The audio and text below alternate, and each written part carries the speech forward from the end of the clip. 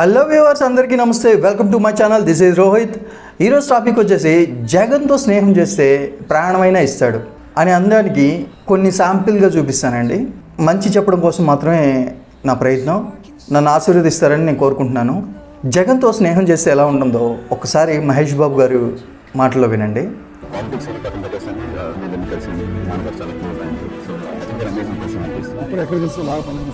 అనుకున్న పని చేస్తారు. ఎవరికైనా మాట ఇస్తే ఆ మాట తప్పదు. ఓకే, విన్నారు కదా. ఇలాంటి మృదు స్వభావిని ఎలా నెగిటివ్గా మాట్లాడాలనుకుంటున్నారో నాకు అర్థం కావట్లేదు. సరే, జగన్ గారి గురించి అన్నారు.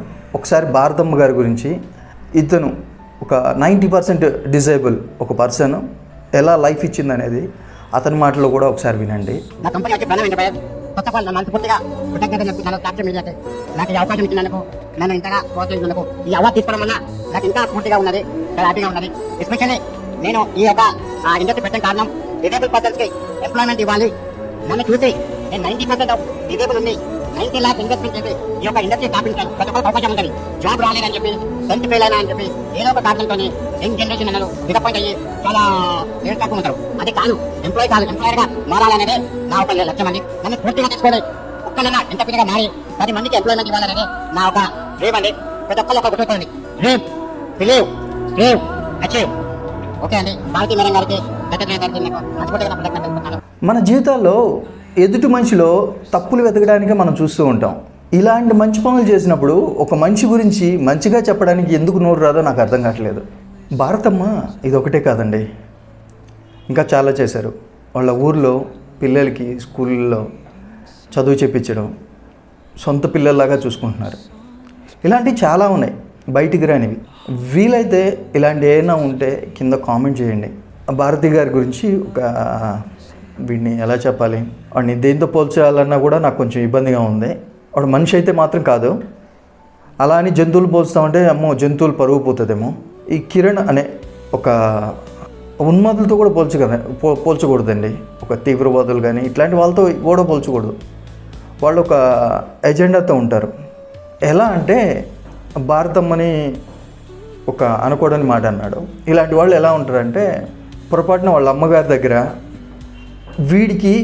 వీళ్ళ చేసిన అంటే మీన్స్ వాళ్ళ నాన్నగారి వాళ్ళ పోలికలు వచ్చినాయి అనుకో, ఇలాంటి వాడు వాళ్ళ అమ్మ దగ్గరికి వెళ్ళి ఇలా అడగొచ్చు, ఏందమ్మా నాకు తాత పోలికలు వచ్చాయి, నువ్వేమన్నా తప్పు చేసావా అని.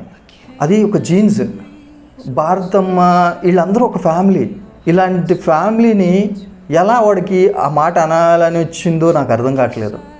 ఇలాంటి మాటలు అనబట్టి కదా చంద్రబాబు నాయుడు గారు ఆ రోజు అంత బాధపడుతూ వెళ్ళిపోయారు అసెంబ్లీ నుంచి.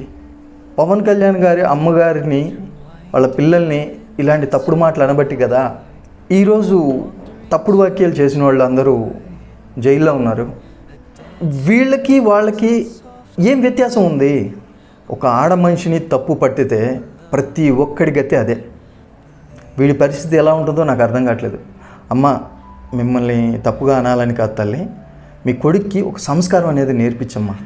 వాడు లేకపోతే వాడు ఇంకెలా తయారవుతాడో తెలియదు. ఆడవాళ్ళని గౌరవించడం నేర్పిస్తాలే. ఓకే, ఇంకా జగన్ గారి దగ్గరికి వస్తే, ఈ సంవత్సరం మనకు 10th క్లాసుల్లో గవర్నమెంట్ స్కూల్లో చదివిన పిల్లలకి ఎన్నెన్ని మార్కులు వచ్చినాయో మీరు గమనించుంటే, ఇది ఈ 1 సంవత్సరంలో వచ్చిన మార్కులు కాదండి. గత 5 సంవత్సరాల్లో ఆ స్కూళ్ళల్లో చెప్పే టీచర్లు బాధ్యతగా పిల్లలకి ఎలా చదువు చెప్తున్నారో మనకు అర్థమవుతుంది.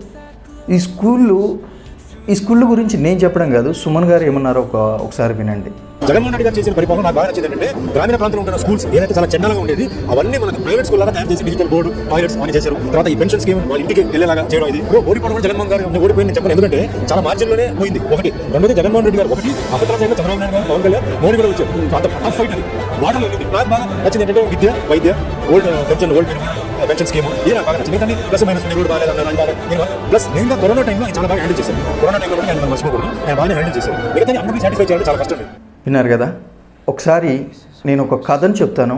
ఈ కథని కంప్లీట్గా విన్న తర్వాత జగన్ గారి గురించి కొన్ని మాటలు అంటే నాకు తెలిసినవి చెప్తాను, అవి ఒకసారి విందురు. ఫస్ట్ ఈ స్టోరీ వినండి. ఒక అడవిలో ఒక చిలక, ఒక జింక మంచి స్నేహంగా ఉండేవి.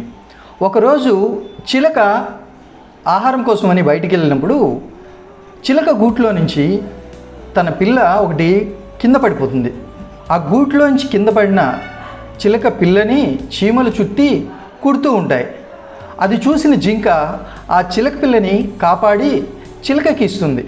తనకు సహాయం చేసిన జింకకు తన వంతు సహాయం ఏమైనా చేయాలి అని చిలక అనుకుంటుంది. అలా కొన్ని రోజులు గడిచిన తర్వాత అనుకోకుండా ఒకరోజు ఒక వేటగాడు ఆ అడవిలో వల వేస్తాడు. ఆహారం కోసమని వెళ్తున్న ఆ జింక ఆ వలలో చిక్కుకుంటుంది. చిక్కుకున్న ఆ జింకని భుజం మీద వేసుకొని వేటగాడి ఇంటికి బయలుదేరుతూ ఉంటాడు. ఇదంతా చెట్టుపై నుంచి గమనించిన ఆ చిలక తన మిత్రుడిని ఎలాగైనా కాపాడాలనుకుంటుంది. ఎలాగైనా తన మిత్రుడిని కాపాడాలనుకుంటున్న ఆ చిలక వేటగాడు వెళ్తున్న దారిలో దెబ్బలు తగిలినట్టు ఎగరలేనట్టుగా కింద పడి నటిస్తూ ఉంటుంది. చిలకను చూసిన వేటగాడు భుజం పైన ఉన్న జింకని కింద పెట్టి చిలుక వద్దకు వెళ్తూ ఉంటాడు. అప్పటికే తప్పించుకోవాలని ప్రయత్నిస్తున్న జింక కట్లు ఊడిపోయి ఒక్క ఎగురున ఎగిరి పారిపోతూ ఉంది. అది చూసిన చిలక ఆ వేటగాడు పట్టుకునేలోపే చిలుక రివ్వున ఎగిరిపోతుంది. ఈ కథలో నీతి ఏంటంటే నిజమైన స్నేహితుడు ఆపదలో ఉన్నప్పుడు స్నేహితుడిని విడిచిపెట్టకూడదు అని. అలాగే మన జగన్ నిజమైన నాయకుడు తనని నమ్మిన కార్యకర్తల్ని వదులుకోడని నేను నమ్ముతున్నాను. ఇది మీలో ఎంతమంది నమ్ముతున్నారో నాకు కింద కామెంట్ చేయండి. ఈ స్టోరీ విన్న తర్వాత మీకేమనిపించింది? ఒక మనిషితో స్నేహం చేస్తే ప్రాణమైనా పెట్టచ్చు అనేది అది స్నేహం చేసిన వ్యక్తులకే తెలుస్తుంది. ఇలా జగన్ గారు స్నేహం చేస్తేనే కాదు, స్నేహం చేయకపోయినా కూడా ప్రాణమైనా పెడతాడు అనేది కొన్ని ఎగ్జాంపుల్స్ మీరు వినండి. ఇలాంటి వ్యక్తి ఒక్కసారి మన పవన్ కళ్యాణ్ గారి అమ్మ గురించి ఏమన్నారో ఒకసారి ఈ మాటలు వినండి. భగవాన్ కూడా ప్రేమగా దగ్గర తీసుకోవడం అసలైన మగతనం. మాజీ సీఎం జగన్ స్పందించారు. పవన్ కుమార్కి అగ్ని ప్రమాదం జరిగిందని తెలిసి షాక్ గురైనట్టు జగన్ ట్వీట్ చేశారు. పవన్ కొడుకు త్వరగా కోలుకోవాలంటూ దేవుడిని ప్రార్థిస్తున్నానంటూ జగన్ స్పందించారు. బాగా జరిగేటప్పుడు ఒకరోజు డైరీ గురించి రాత్రి డిస్కస్ చేసేటప్పుడు సమస్యలన్నీ అయిపోయిన తర్వాత జగన్ గారు ఇంకేమన్నా ఉన్నాయా అంటే ఇంకేం లేదు సార్, సోషల్ మీడియాలో చాలా వస్తున్నాయి, పవన్ కళ్యాణ్ గారు ట్వీట్లు చూసావా అన్న. అప్పుడు గుర్తొచ్చింది, అవును సార్ కొన్ని పచ్చనయ్యాయి. పవన్ కళ్యాణ్ గారి తల్లిని చాలా అవమానించారు, దూషించారు, తులంగా ఆయన చాలా హట్ అయింది. దీని వెనకాల లోకేష్ చంద్రబాబు ఉన్నాడని కూడా ఆయన ట్వీట్ చేశారు. నా తల్లిని ఇంత అవమానించారని చెప్పి చాలా మంది దగ్గర బాధపడ్డారు సార్, అవన్నీ వచ్చాయని చెప్పారు. అంటే అది మరి ఎందుకు పెట్టలేదు ధైర్యం అంటే మాకు ఆశ్చర్యపోయాడు. ఏం సార్ తల్లి అనేది ఎవరికైనా తల్లి గురు, తల్లి దేవుని తెలుసుకో. అటువంటి తల్లిని తులనాడడం అనేది మహా అమ్మ ఎవరికైనా అదే మన సిద్ధాంతం. ఆ తల్లికి నా ఉన్నా ఇదే పెట్టు. ఇలాంటి వ్యక్తి పవన్ కళ్యాణ్ లాంటి వ్యక్తి చంద్రబాబు నాయుడు గారితో కలిసి ప్రయాణం చేస్తేనే ఇలా ఉంది అంటే ఒక్కసారి ఊహించండి. అదే పవన్ కళ్యాణ్ గారు ఇలాంటి నమ్మితే ప్రాణమైనా ఇచ్చే వ్యక్తితోటి సమావేశం చేసి ఒక ప్రభుత్వాన్ని రన్ చేస్తే ప్రజలకి ఇంకెంత మంచి జరుగుతుంది. అది మీ ఊహకే ఇచ్చేస్తున్నాను. ఒక్కసారి ఊహించి ఎలాంటి అభివృద్ధి జరుగుతుంది అనేది కింద కామెంట్ చేయండి. జగన్ గారు ఎమ్మెల్యేలని కొంచెం తక్కువగా చూస్తారని చెప్పేసి బయట చాలా ప్రచారం ముమ్మరంగా జరిగింది. అసలు వాస్తవం ఏందిరా అంటే ఒక ఎక్స్ ఎమ్మెల్యే జగన్ గారి ఇంటికి పెళ్లి కార్డు ఇవ్వడానికి, వాళ్ళ అమ్మాయి పెళ్లి కార్డు ఇవ్వడానికి వెళ్తే వాళ్ళ భార్య ఒక క్వశ్చన్ అడిగిందంట ఇతన్ని. వాళ్ళ ఇంట్లో కూర్చోబెట్టి ఉంటే వాళ్ళ భార్య ఇతన్ని ఇలా క్వశ్చన్ అడిగితే దానికి ఆన్సర్ ఏం చెప్పారంటే ఒకసారి వినండి. కానీ పబ్లిక్లో బయటకు వచ్చిన విషయాలు ఏంటంటే రాజశేఖర రెడ్డి గారు మనకు తెలియదుగా జగన్ గారు అందరూ బయటకు వచ్చింది.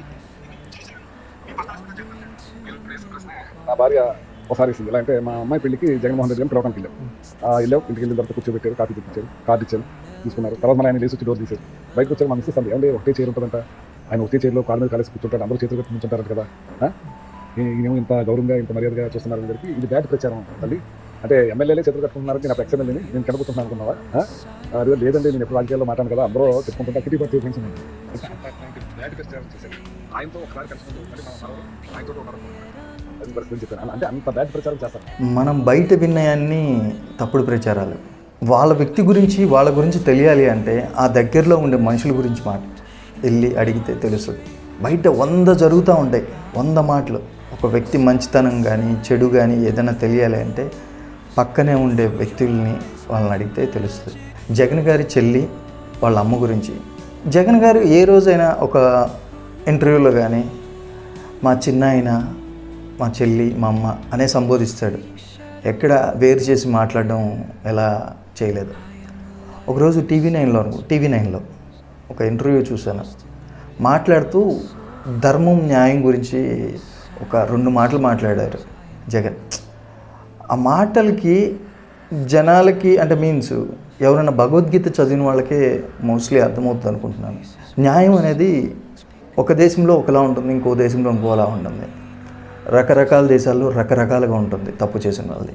కానీ ధర్మం అనేది ప్రపంచంలో ఎక్కడికి వెళ్ళినా ఒకటే ఉంటుంది. నేను ఆ ధర్మాన్ని ఫాలో చేస్తున్నాను అని చెప్పేసి జగన్ అన్నాడు. నాకు ఆ మాటలకి నాకు బుర్ర పాడైపోయింది. మరి ఇంత అర్థం ఉందా? మాట్లాడేది చాలా స్పష్టంగా మాట్లాడతాడు. జగన్ గారు మాట్లాడేది ఎలా ఉంటుందంటే ఎంత డెప్త్ ఉంటుందంటే అంత ఆలోచిస్తారా అని అనిపిస్తుంది. అలాంటి వ్యక్తి వాళ్ళ చెల్లికి చిన్నప్పుడు ఎన్ని గోరుముద్దలు తినిపించుంటాడు, వాళ్ళ చెల్లితో ఎన్ని ఆటలాడుంటాడు, వాళ్ళ చెల్లి కోసం ఎన్ని త్యాగాలు చేసి ఉంటాడు. అవి బయట వాళ్ళకి ఎవరికి తెలియవండి. జగన్ గారి వాళ్ళ చెల్లికి వాళ్ళకి మాత్రమే తెలుస్తాయి. అది మర్చిపోతే మనుషులు ఎందుకు వస్తామండి? ఇంకా చెప్పాలి అనుకుంటే జగన్ గారి గురించి చాలా ఉంటాయి. దయచేసి నేను చాలా మిస్ అయి ఉండొచ్చు. మీరు ఏదైనా నేను మిస్ అయిపోయి జగన్ గారి గురించి చెప్పని ఏదైనా ఉంది అంటే కొంచెం కింద కామెంట్ చేయండి. And one more thing, Jagan గారికి 11 సీట్లు వచ్చినాయి అని చెప్పేసి 11 రెడ్డి అని చెప్పేసి తక్కువ చేసి మాట్లాడుతున్నట్టు. సో ఈ జీవితం అంతా నువ్వు త్యాగం చేసిన చాలా మంచివాడని ఎవరిని అనరు.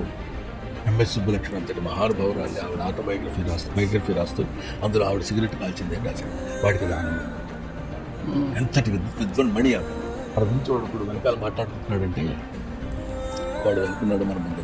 మీరు అంటుంది అతనికి వచ్చిన సీట్లు 11 కానీ అతనికి వచ్చిన జనాదరణ చూడాలి.